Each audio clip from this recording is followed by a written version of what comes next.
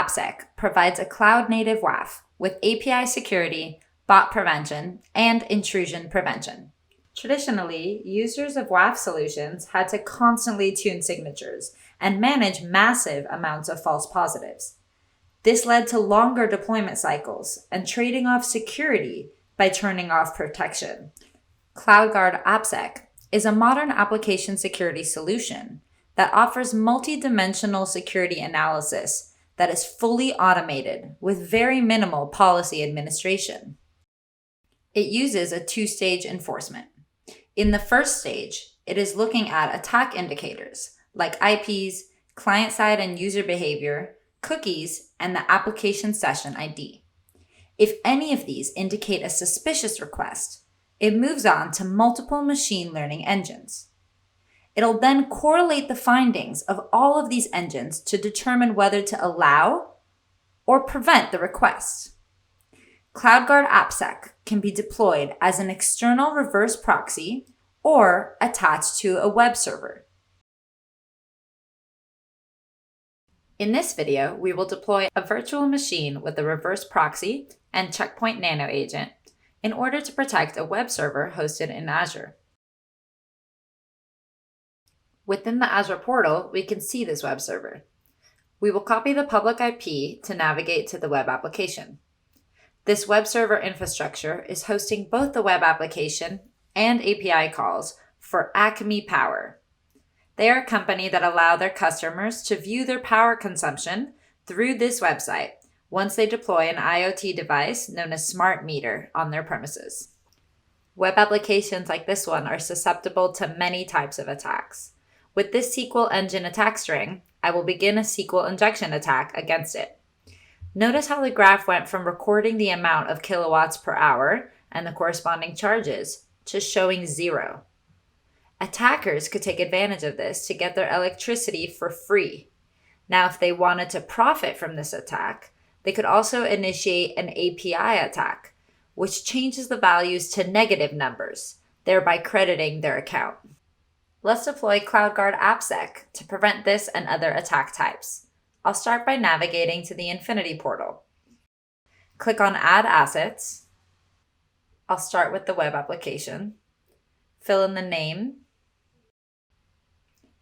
I'll choose production for the staging mode because my environment is live. Now paste the application URL and click Next.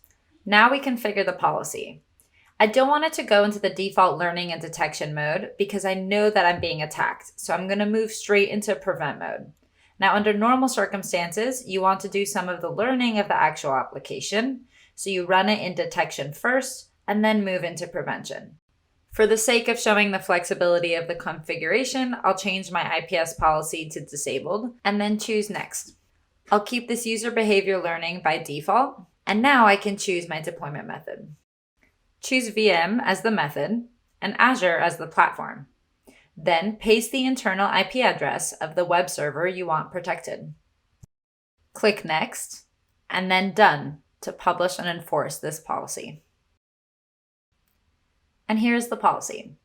It protects against the OWASP top 10 attacks, botnets, and IPS if we wanted to enable it. I can move on now to protecting the next asset, the API itself. I add a new asset, and this time choose Web API. The steps here are identical. I'll name it, put the stage into production, and paste the application URL before moving on to configuring the policy. I'll put this into prevent mode right away, but this time I'll put IPS into learning mode instead of disabled. User behavior will remain as default. And for deployment, I can actually use my existing profile, which I created when configuring the web application. I put the internal IP address and pick Next. And now I just press Done to publish and enforce this. Because we're protecting the API, we want to upload the API schema file to ensure that every incoming request is meeting the anticipated application use. In addition to schema enforcement, AppSec will also use machine learning to find malicious payload and OWASP top 10 within API calls. Now publish and enforce these changes. Now we need to apply the gateway to actually do this enforcement.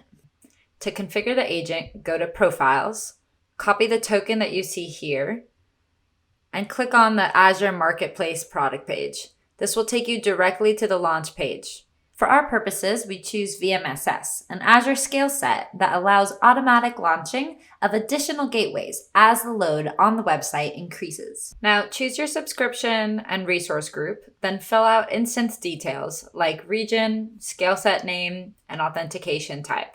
This is a password for admin access to the gateway via SSH. Where it says Infinity Next Agent Token, paste the token you copied from the Infinity Portal profile page. In VMSS settings, make sure to note the maximum number of gateways for a scale-out event. In network settings, you can choose the virtual network and the external and internal subnet. In HTTPS settings, decide whether you want to use Azure Key Vault. Now you can deploy the VM and wait for the deployment process to finish. Once it is complete, you can navigate to the Infinity portal to make sure that the agent was successfully configured. And here we see a notification. We can click on See Agent Details to see all the information about this VM checkpoint agent that is protecting our web server. We can rerun the attacks now and show how CloudGuard AppSec protects against them. I open the power consumption web application and let it run as normal. We can see actual values for the kilowatt consumption and the corresponding prices. I'll use the same SQL engine attack string, but this time, CloudGuard blocks the injection attack. So I'll try the API attack, which changed the value to a negative number. But as you can see, the response code is forbidden. CloudGuard uses the API schema we uploaded earlier to block the illegitimate request. Back in the Infinity portal, I'll go into the Monitor tab, where these events are displayed as logs. This dashboard gives you a broad look into general security events. You can click on anything displayed here to drill down into it. Important events will have critical and high severity logs. We see that the attack against the web API was blocked through schema validation. If I filter to show logs for the web app asset, we see more types of attacks, like remote code execution and different injection types. On the right side is much more detailed information. You too can protect your web applications against OWASP top 10 attacks, botnets, and other attack vectors with CloudGuard AppSec. For more information, go to checkpoint.com/CloudGuard/AppSec.